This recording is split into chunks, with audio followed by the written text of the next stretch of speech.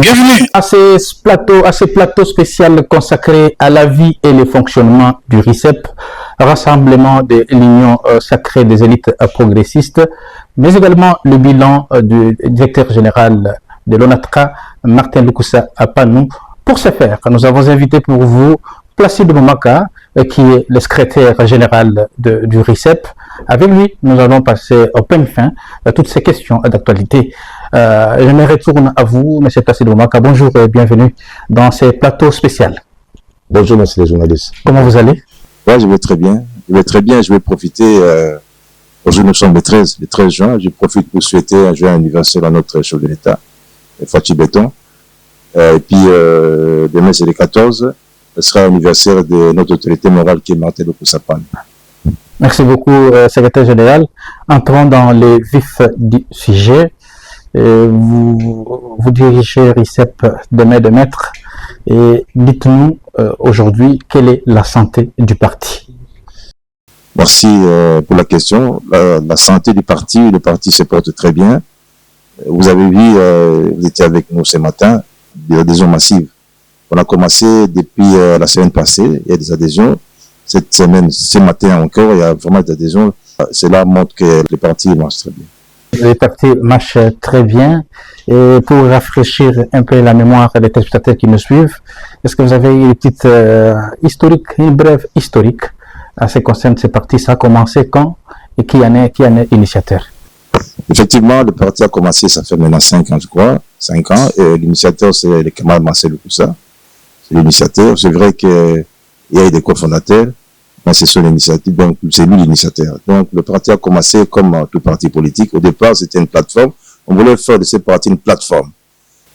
Et puis ça a changé. Nous l'avons transformé en parti politique avec une arrêté. Donc pour le moment, nous fonctionnons comme parti politique. Alors nous avons commencé, il y a eu beaucoup d'étapes.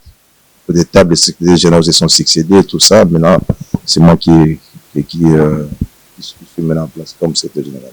Merci beaucoup, SG. 5 ans déjà, c'est un enfant qui parle, qui marche déjà. 5 ans, pour quel bilan? Oui, 5 ans, le bilan, oui, nous avons travaillé, le bilan est positif, nous avons implanté les partis un peu partout. Nous sommes pas seulement à Kinshasa ici, nous sommes aussi à l'intérieur de notre pays. Le bilan est tellement colossal que je ne saurais pas le dire ici, ça peut nous prendre toute une journée pour le détailler. Voilà, ce qui est, donc parlons aussi des adhésions. Donc ces derniers temps, le parti enregistre de nouvelles adhésions au parti. Donc quel est alors l'impact de ces adhésions donc sur le parti? Oui, l'impact est très significatif parce qu'un parti qui n'a où les gens ne s'adhèrent pas, c'est un parti qui est vraiment voué à l'échec. Vous avez vu la jeunesse, l'engouement de la jeunesse.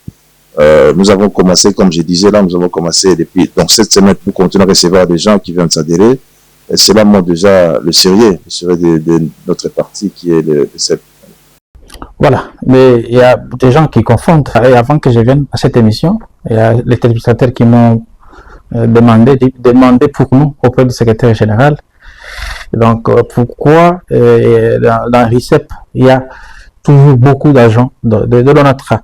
Est-ce que c'est un parti de l'ONATRA où il y a des gens aussi de la cité qui n'ont rien à voir avec l'ONATRA mais qui sont dans ces partis? Dites-nous, parce qu'il y a une certaine cacophonie, une certaine confusion quant à ça. Oui, il y a une cacophonie, justement, il y a vraiment une confusion. Je vais vous dire que le RICEP n'est pas un parti qui est pour les agents de l'ONATRA. Non, c'est faux. C'est vrai que l'initiateur, il est mandataire, il est directeur général de l'ONATRA. Le RICEP n'est pas un parti de l'ONATRA. Je vais te le montrer. Vous avez suivi avec les adhésions. Rien à voir avec l'ONATRA. Et je vous dis que le RICEP n'est pas seulement implanté ici. Le RICEP est implanté aussi ailleurs. Nous avons une représentation au niveau du Haut-Katanga. Là-bas, il n'y a pas l'ONATRA. Vous avez au niveau des Tchopo, il n'y a pas l'ONATRA. Vous avez suivi aujourd'hui une délégation qui est arrivée des bandes de nos villes aujourd'hui. C'est pas de l'ONATRA. Donc, c'est pour vous dire que c'est faux, archi faux. Mais cela n'empêche que les agents de l'ONATRA, en tant que Congolais, puissent adhérer à RICEP. Vous allez voir l'ONATRA, par exemple, les agents de l'ONATRA qui sont membres de l'IDPS, qui sont membres d'autres partis politiques. Vous n'allez pas dire que parce que ces gens-là, ils sont à l'ONATRA, bien que les membres de l'IDPS ou bien d'autres partis politiques frères, leurs partis sont devenus le parti de l'ONATRA. Non, c'est faux. C'est faux. Voilà, vous avez parlé de 5 ans d'existence du parti. Pour quelle moisson? Est-ce que vous avez des députés nationaux? Est-ce que vous avez des députés provinciaux? Est-ce que vous avez des mandataires? Est-ce que vous avez des ministres? Donc, oui, la moisson... Tout à fait. Les députés, nous sommes en train de travailler pour aligner notre représentant à tous les niveaux. Et pour le moment, ce qui concerne nous avons un mandataire. Notre autorité morale est mandataire aujourd'hui. Voilà. Voilà, vous n'avez qu'un seul mandataire. Oui. Quelles sont les stratégies, vous, en tant que secrétaire général, les stratégies que vous devez mettre en place pour les échéances électorales à venir, pour rafler un peu plus de postes? Oui, justement, les stratégies ont commencé déjà. Elles ont commencé, vous avez vu toutes ces adhésions. C'est qu'il y a un travail de fond qui est en train de se faire. Nous sommes en train d'implanter le RICEP partout. J'ai même donné, notre autorité morale nous a donné instruction pour implanter le RICEP dans toutes les parcelles, dans toutes les avenues, dans toutes les rues. Donc, cela fait partie de notre stratégie. Quels sont les principaux défis que le RICEP aujourd'hui est confronté aujourd'hui? Bon, écoutez, les défis sont énormes. Hein. Le premier défi, c'est le financement. Hein. Le financement, c'est vrai que les partis politiques tournent aujourd'hui avec la cotisation des membres et tout ça.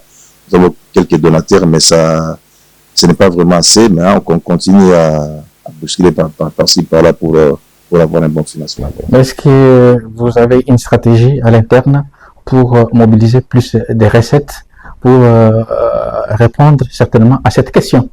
Oui, la stratégie, chaque fois que nous avons des réunions, chaque fois que nous avons des rencontres avec nos membres, et puis il n'y a pas seulement les contributions, il y a la vente de nos cartes aussi des membres, la vente des cartes des membres sur les sous de financement aussi. Donc, nous sommes en train de travailler là-dessus, mais je ne vais pas étaler toutes les stratégies ici, sur votre plateau. Ok, vous avez dit que vous êtes implanté sur toute l'étendue du territoire national. Est-ce que vous êtes également dans le Congo central? Bon, je ne dis pas si toute l'étendue, il faut être franc. C'est un parti qui s'implante encore. Donc, là, nous sommes au Congo central. Nous sommes dans le Congo central. Nous sommes à Matadi, nous sommes à Boma, nous sommes un peu partout dans le Congo central. Nous sommes dans les Bandundu-Ville. Vous avez vu même une délégation depuis ce matin. Je crois que vous avez des images. Il y a ceux qui étaient avec des Bandundu. Nous sommes dans les Chopo, nous sommes dans les Okatang. Alors, nous sommes en train de voir aussi du côté Équateur déjà, il y a des représentations. Il y a le secrétaire général adjoint chargé des questions politiques et stratégie, M. Lino Metekuza, qui m'a fait un rapport. Là, il a été lancé sur l'Équateur. L'Équateur, nous avons des plantants qui sont là-bas. Je crois que d'ici là, nous allons installer une permanence au niveau de l'Équateur. Revenons un peu à l'interne, parce qu'ils sont en train de parler de la vie et fonctionnement du parti. Quelles sont vos relations, donc vous, en tant que secrétaire général, avec vos adjoints? Oui, les relations sont très bonnes. Hein. Chacun s'occupe, chacun a sa télévision. J'ai des adjoints et à celui de la politique et stratégie, qui est M. Lino Metekuza, l'autre chargé des finances et puis l'administration, M. Moulumba. Les relations sont très bonnes. Vous êtes satisfait de leur collaboration à vos côtés? Oui, la collaboration, j'ai dit la collaboration est bonne. Hein. La collaboration, il n'y a pas de problème. On collabore très bien. Ok. Et d'autres structures spécialisées, entre autres la Ligue des jeunes et la Ligue des femmes? Vous avez un mot à placer sur ces structures? J'ai un mot à placer justement, et je suis très content, très fier d'ailleurs de la Ligue des femmes, l'autorité morale aussi. Ils travaillent sur Qu'est-ce qu'ils font? Oui, ils sont sur terrain. Ils sont sur terrain. Ils ont eu à faire beaucoup de matinées politiques. Ils étaient avec nous, avec d'autres journalistes. On a fait Capéricef, on a fait beaucoup de choses. Et puis on est allé dans des hommes de vieillards pour déposer parce que... Il ne faut pas oublier que nous avons aussi un volet social de RICEP. Vous avez vu notre autorité morale hier, il avait dépêché une équipe à Maluku pour aller déposer le banc. Et bon, il y a une école à Maluku. Moi, j'ai étudié dans cette école. On a commencé la campagne, mais c'est peut-être. On n'a pas commencé la campagne. Je t'ai dit qu'il y a un volet social. Ça n'a rien à voir avec la campagne. Si vous voulez aider quelqu'un sans pour autant... Ce sont des actions pour attirer la sympathie des futurs électeurs. Hein? Tout à fait. Et ça n'a rien à voir avec la campagne électorale. Donc, ça, nous le faisons déjà. Je vous ai dit qu'hier, on avait dépêché une équipe à Maluku. Ça, c'est un don de l'autorité morale. L'autorité morale. Et puis, on l'avait déjà fait prochainement, on va le faire à Bumbu. On l'avait fait aussi hier à la commune de l'Antsélé. On a déposé les bancs là-bas. Et donc, c'est un caractère social. Voilà. Place de Momaka, une autre question qui me vient à l'esprit. Ces derniers temps, on voit l'engouement terrible au niveau du parti. Comment vous expliquez cet engouement? Oui, c'est vrai que c'est toute la jeunesse. Hein. Vous avez senti sur la jeunesse. Donc c'est pour vous dire qu'il y a un travail qui s'est fait, un travail de fond qui s'est fait. Là, je suis content, je suis très content de vous avez parlé de la collaboration entre le secrétaire général et ses deux adjoints. C'est ça justement le travail. Il y a un travail qui s'est fait. Je suis très content de ce travail-là. Il y a vraiment un engouement. Je suis très content, très fier. L'école du parti, on venait d'implanter l'école du parti. Ça va commencer à fonctionner déjà. C'est le docteur Aouka qui ça peut du retard. Ça peut du retard parce que, bon, chaque chose a un début. Hein. Et un début, là, c'était le début, nous allons commencer. C'est M. Aouka qui en est le patron pour le moment, le docteur Aouka. C'est le directeur de l'école du parti. Voilà. Quelle est la place de la jeunesse et de la femme au sein du parti? La jeunesse occupe une place de choix. Hein. Le parti, ça c'est... D'ailleurs, moi, la jeunesse occupe une place de choix, et même la femme. Même la femme, vous voyez, même l'autorité morale lui-même, il a adoré les jeunes. C'est l'ami des jeunes. L'ami des jeunes, il y a des gens qui disent même l'autorité morale, les gens sont à vos côtés, tout ça. C'est pour démontrer l'intérêt que l'autorité morale accorde à la jeunesse. Donc, moi, je ne vais pas vous dire tout ce qu'il fait pour la jeunesse. Hein. Vous ne voulez pas faire la publicité. Si vous allez dire, sont au chômage, on ne donne pas de l'emploi. Vous risquez de dire encore que vous faites de la campagne. Voilà, beaucoup de jeunes au sein du parti sont au chômage. Qu'est-ce que le parti fait pour encadrer cette jeunesse? Beaucoup de jeunes, oui, l'encadrement se fait, mais je ne veux pas tout dire ici, hein, sur les plateaux. Il n'y a pas que les plateaux. Donc, il y a des choses qui se font, l'autorité morale est derrière ça, mais je ne vais pas vous dire, voilà, il a fait ça. Non, nous ne sommes pas des démagogues. Nous sommes des gens pragmatiques et des gens, en fait. Vous ne pouvez pas faire la démagogie. Alors, vous faites partie de l'Union sacrée. Donc, le RICEP, votre parti, dont vous êtes le secrétaire général, fait partie également de l'Union sacrée. Quel est votre apport au niveau de l'Union sacrée? Oui, d'abord, je vais vous dire que nous sommes signataires de cette charte-là, l'Union sacrée. À l'Union sacrée, on a fait beaucoup de choses. Nous avons participé à la campagne électorale, on était très actifs sur le terrain. On a fait les congrès en télé, on a fait des marches, on a mobilisé la population. On était derrière les chefs de l'État. On vous a payé un monnaie de singe, hein? Un seul mandataire. Monnaie de singe, je ne crois pas. Je ne crois pas, monsieur, je ne crois pas. On ne va pas forcer la main du chef de l'État, on nous a donné un mandataire. Prochainement, il fera plus parce qu'il est conscient, il voit ce qui s'est fait sur le terrain. Voilà. Et qu'est-ce que vous faites pour les échéances électorales à venir au niveau du parti? On se prépare. Vous vous préparez? On se prépare. Pour rappeler beaucoup de postes. On se prépare avec ces engouements que vous voyez, les adhésions massives ces derniers temps. Voilà. Placide Boumaka, donc je viens de vous poser une autre question par rapport au parti. Quel est le point négatif? Vous avez trouvé que c'est un point négatif dans le parti et que vous entendez apporter une correction? Oui, les points négatifs, ça manque toujours pas, hein, ça manque pas. Hein. Nous sommes en train de redynamiser les partis. Il y a certains bois morts qui vont tomber certainement. Nous avons remarqué qu'il y a des gens qui ont été nommés, mais qui ne remplissent pas correctement leurs fonctions. Donc, à cela, nous allons faire des propositions à l'autorité morale pour qu'ils soient remplacés. Parce que nous voulons vraiment que les partis deviennent partis. Voilà. Et pour les téléspectateurs qui nous suivent, un parti politique est toujours créé pour donc prendre le pouvoir, l'exercer et le garder longtemps possible. Vous allez continuer à être toujours derrière l'Union sacrée. Quand est-ce que vous, par exemple, Placide Boumaka, vous pouvez vous dire non, je suis candidat président de la République? Pour le moment, nous sommes derrière les chefs de l'État. On soutient les chefs de l'État. On soutient les chefs de l'État, nous sommes derrière les chefs de l'État. Donc, vous n'avez plus besoin du pouvoir, l'exercer et le garder le longtemps possible. Je vous dis que pour le moment, nous sommes les chefs de l'État, nous sommes derrière lui. Voilà. Ok. Votre projet de société, vous en avez connaissance? Vous pouvez nous donner juste des petites lignes ou la vision du parti à travers votre projet de société? Oui, la vision des partis, comme tout parti politique, hein, nous voulons que ce parti politique soit un grand parti politique parmi les autres partis politiques. Et pour ça, nous sommes en train de travailler. Je vous ai dit, nous sommes en train de travailler énormément. Je reviens encore sur les adhésions. Les adhésions massives de ces derniers temps. démontre déjà que nous voulons devenir vraiment un grand parti politique et qu'on parle aussi de RICEP comme d'autres grands partis politiques. Voilà, par exemple, l'IDPS a son slogan, le peuple d'abord. Et pour RICEP, c'est quoi? Nous, c'est la force dans l'unité. Hein. La force dans l'unité. Quand il n'y a pas d'unité, il n'y a pas de force. La force dans l'unité. Vous êtes vulnérable. Ah oui. Voilà. Est-ce que le parti aujourd'hui est uni? Oui, le parti est uni, très uni. Nous sommes très solidaires. Le parti est uni, là, il n'y a même pas à discuter. Le parti est vraiment uni autour de son autorité morale qui est Martin Loukou-Sapin.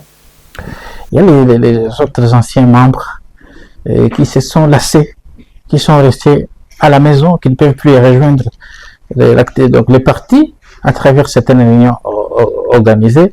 Vous, en tant que secrétaire général, vous avez un message pathétique, adéquat à leur adresser?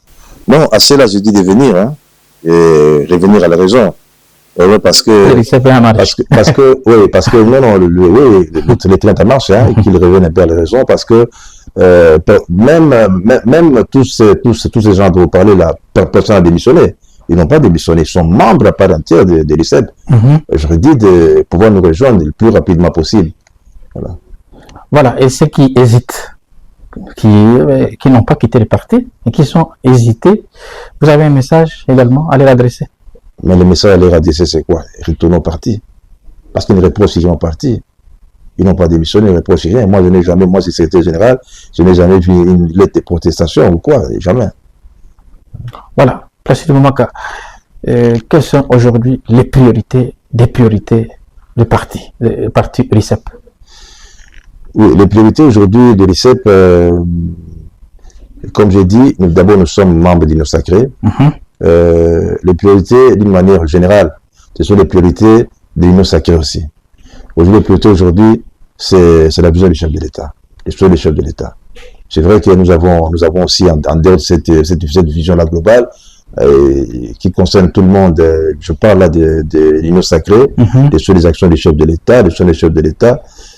Pour le RICEP aujourd'hui, donc de voir que ces partis puissent devenir un grand parti un jour.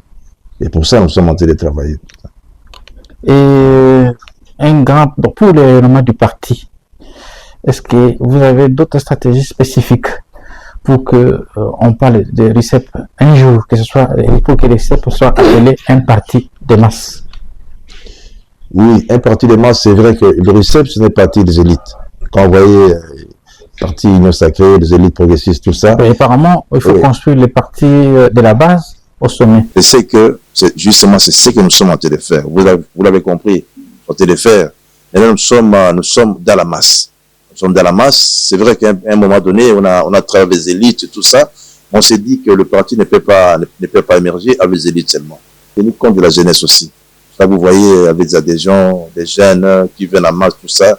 Donc, c'est toute une stratégie qui est mise en place. Voilà. Qu'est-ce que vous comptez avoir des résultats escomptés? Aussitôt, vous venez de semer ces graines, aussitôt, ces graines doivent germer, ou c'est une projection dans 2 ans, dans 3 ans, pour avoir les résultats escomptés? Oui, le résultat ne vient pas du cours, hein. On continue à travailler. Et vous allez voir les résultats sur le terrain. Ouais. Bon, il y a certaines personnes qui vous accusent, vous, Placide Boumaka, des dictateurs au sein du parti. Ouais. Qu'est-ce que vous leur dites? Oui, c'est vrai, il ne faut pas confondre la rigueur, la discipline et la dictature.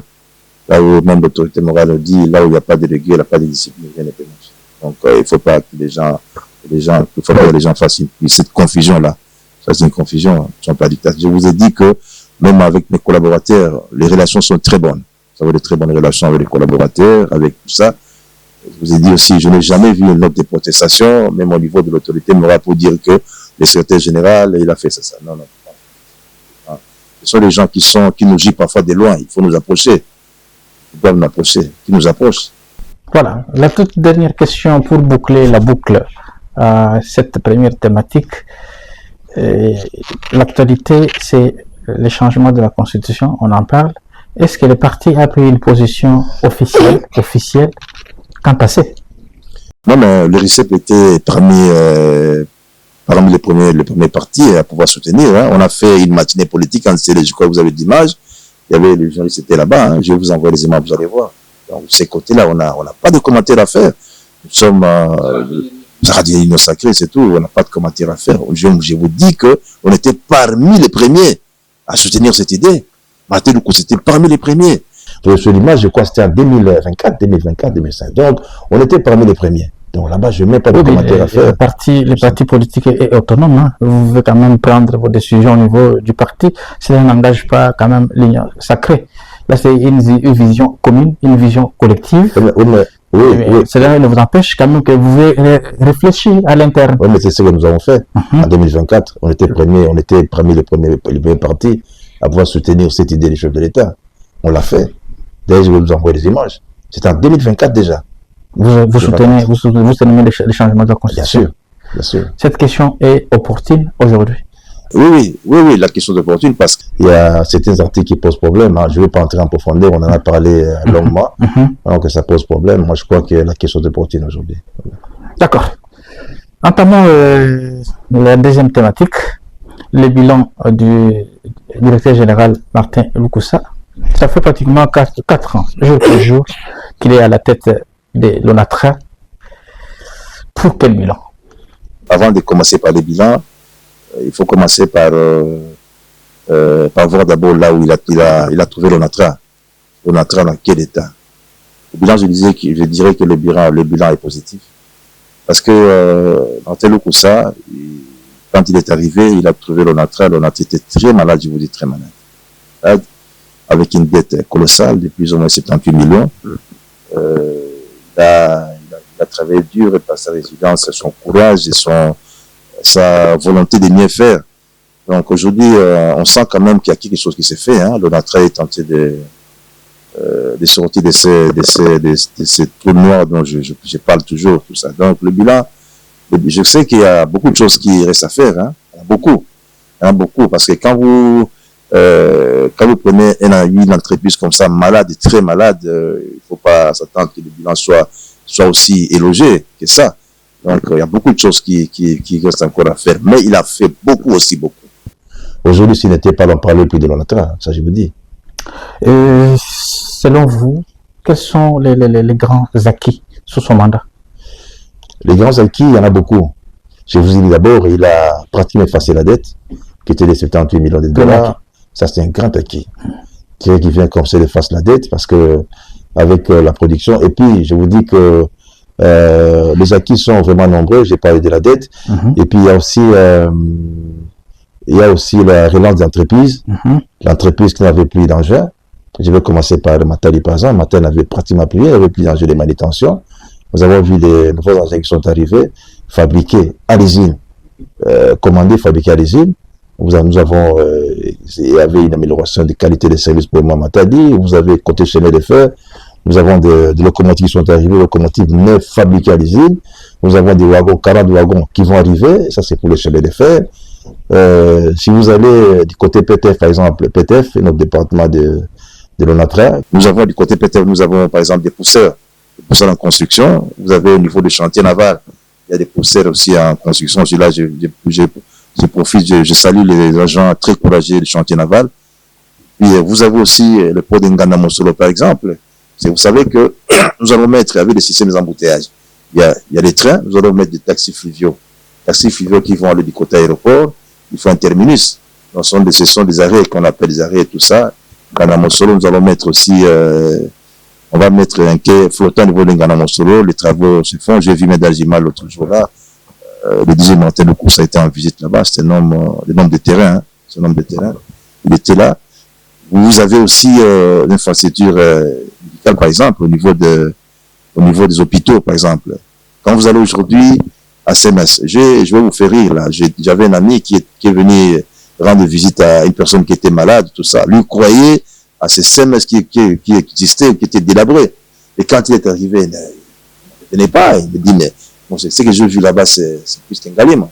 Mais sur les œuvres de Martin Lukusa. Alors, il y a aussi les hôpitaux de Kaouka, tout ça. Ça veut dire qu'il y a beaucoup de choses qui se font.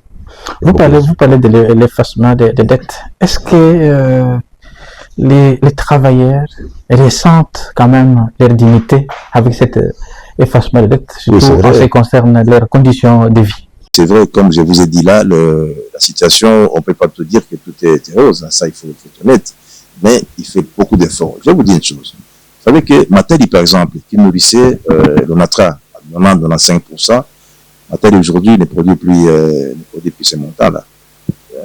10 millions, aujourd'hui il y a une baisse des recettes, 3 millions à 3 millions 500. Donc l'enveloppe salariale est autour de 5 millions à 5 millions 500. Pourquoi ça? Parce que nous avons des partenaires, on ne peut pas refuser, c'est une entreprise publique. Hein, le gouvernement peut signer des accords avec des partenaires qui sont arrivés. Il y a une partie de Matadi, ils ont pris TSM. TSM, c'est le terminal conteneur. C'est là où, je dirais pas m'a gagné. Hein, il faut, nous sommes maintenant en compétition maintenant, hein, compétition. Alors maintenant, comme ils ont pris cette moitié de TSM, par exemple, c'est pour ça que j'ai dit que Martin Lukusa, c'est quelqu'un, ailleurs, c'est un héros. Hein, un héros parce qu'il a vu très loin. Il a vu très loin, c'est comme il se présentait quelque chose déjà. Il a anticipé. Nous avons un parc en construction, pour le moment, pas construction. Il a réhabilité des quais. Ce qui fait qu'aujourd'hui, on attend plus encore vivre. Donc, les recettes ont baissé un tout petit peu, mais je crois nous allons revenir en force avec des acquisitions des engins de manipulation, des trains, tout ça. Alors, est-ce que vous pouvez rassurer tous ces travailleurs, parce qu'aujourd'hui, on parle des salaires qui tardent à venir. Est-ce que vous pouvez rassurer tous ces travailleurs qu'il y a quelque chose qui s'est fait? Non, c'est pas à moi de rassurer les travailleurs. La direction générale le fait déjà. Hein. Le fait déjà à travers des actions concrètes sur le terrain.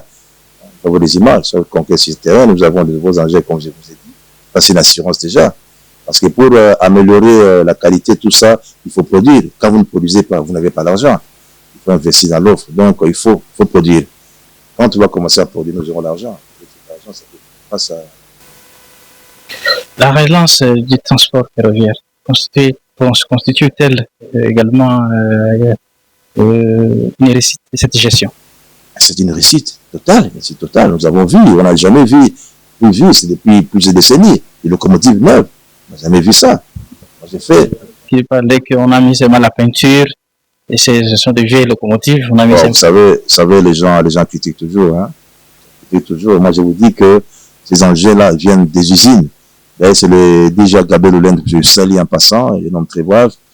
C'est lui qui est allé prendre ces locomotives. Ces locomotives en Chine. Donc, ces locomotives neuves, il ne faut pas suivre ce que les gens racontent. C'est une locomotive neuve. Mais il est vrai que pour le moment, on avait suspendu un tout petit peu le trafic parce qu'il y avait un emportement des voies. Maintenant, nous sommes en train de faire encore l'ouvrage. Donc, vous savez que le chemin de fer, c'est beaucoup d'argent. Hein. L'opération de voies, ce sont des millions. Ce sont des millions. Heureusement qu'avec la bonne gestion, avec la gestion transparente, on arrive quand même à faire ce travaux. Le trafic Kinshasa-Matadi a commencé bien. À un certain moment, ça s'est arrêté. Ouais, justement, c'est ce que je dis. C'est arrêté parce qu'il y a un emportement de voies. Il y a un emportement, vous ne savez pas passer. Pour le moment, je vous dis qu'il y a des travaux qui sont, mais j'ai suivi M. Lino Metekouza dernièrement à la télé. Il a donné des précisions. Hein.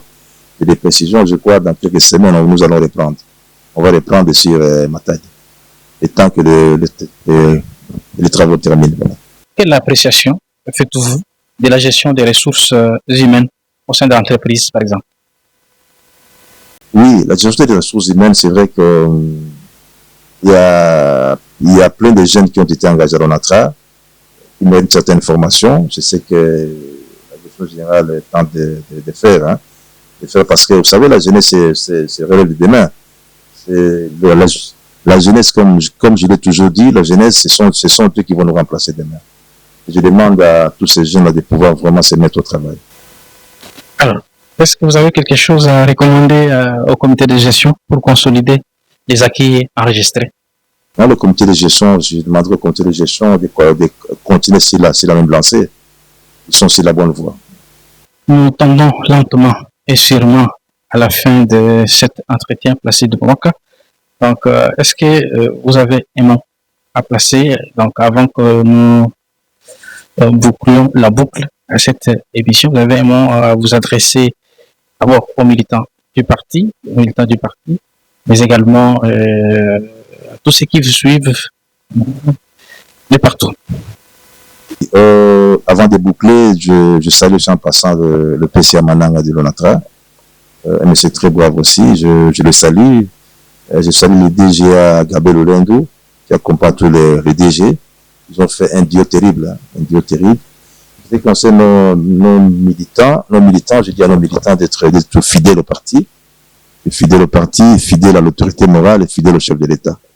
Voilà, c'en est fini complètement pour ces plateaux spéciaux consacrés à la vie et au fonctionnement du parti RICEP, mais également le bilan du DG Martin Lukusa Panou à la tête de l'ONATRA.